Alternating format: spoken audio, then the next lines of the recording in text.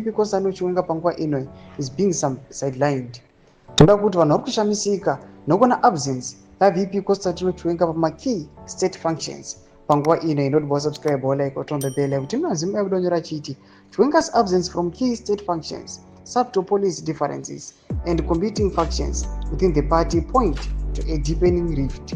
Speculation about impeachment efforts is widely seen as part of a broader campaign to resolve the ZANU-PF succession crisis, with Chiwenga believed to command significant support within the military and war veterans. His allies are said to be quietly positioning themselves to challenge Mnangagwa's bid to stay in power until 2030, a move critics view as unconstitutional and politically reckless.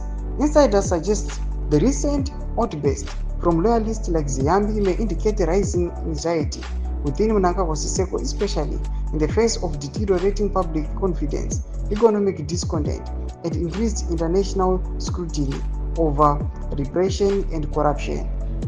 Though ZANU-PF's internal structure makes it difficult to unseat a sitting president through parliamentary impeachment, the mere talk of such a move reflects growing fractures within the ruling elite, fractures that could deepen as Zimbabwe lurches towards another leadership showdown. Ndomasvika nomuda panapa vanhu vachilinka kuti aiwa vipi kosa Chiwenga mukanoti kune mamwe government or state functions paunoonekwa kunzi aiwa havaatendi, mukatarisa even ma-pre-cap farm visits anoitika vipi kosa Chiwenga mogona kuashaiwa amutombovaoni.